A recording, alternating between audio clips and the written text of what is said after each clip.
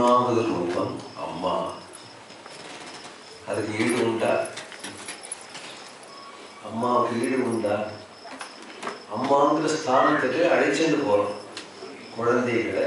அம்மாங்கிற ஸ்தானத்துக்கு அழைச்சிட்டு இந்த அம்மாங்கிற ஸ்தானம் ஜெகதம்பானுடைய ஸ்வரூபம்.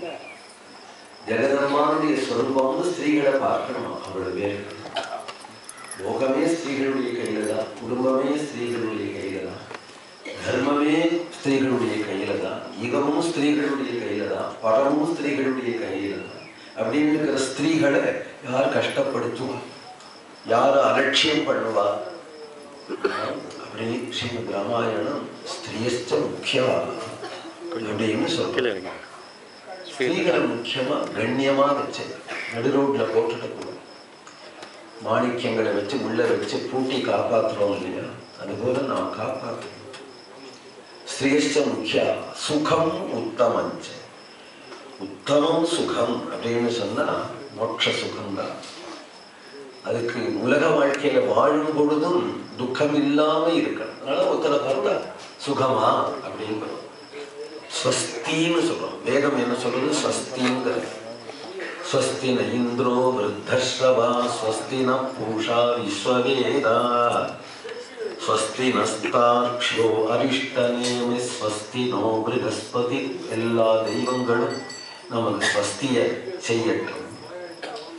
ஸ்வஸ்தின்னா என்னன்னா ஒருத்தர் பார்த்தோம்னா என்ன விசாரம், நன்னா இருக்கேடா நன்னா இருக்கேடான்னு, அதுதான் ஸ்வஸ்தி.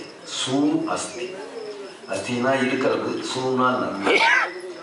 நன்னா இருக்கேடா அப்படின்னாலே கேட்டுக்கிறோம். வேதமே அதைத்தான் சொல்லி கொடுக்கணும். நன்னா இருக்கணும், ஸ்வஸ்தியா இருக்கணும், நன்னா இருக்கணும், எப்பொழுதும் மங்களமா இருக்கணும், சௌஜன்யமா இருக்கணும், சந்தோஷமா இருக்கணும், குடும்பத்தில் எல்லாரும் ஒத்துமையா இருக்கணும்.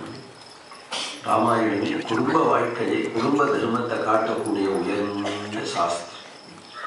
மகர்ஷி அவதாரமோ பகவானுடைய அவதாரம். யஜ்ஞே விஷ்ணு சனாதனः என்று சொல்றார். பரமாத்மாவனுடைய அவதாரம், விஷ்ணுவனுடைய அவதாரம்.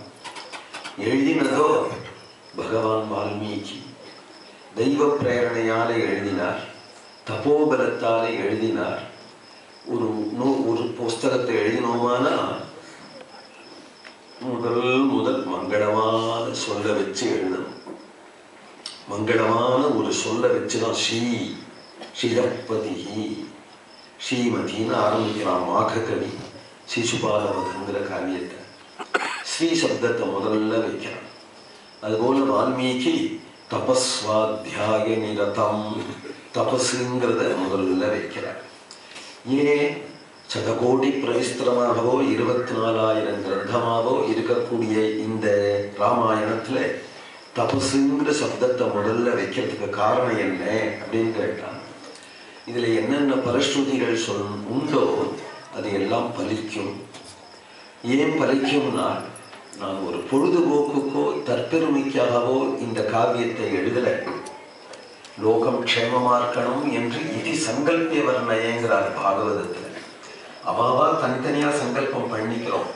இருந்தாலும் ராமாயணத்தை எழுதினவரே சங்கல்பிச்சு விட்டார். இதுல ஒவ்வொரு அக்ஷரமும் என்னுடைய தபோபலத்தால சொல்லப்பட்டது.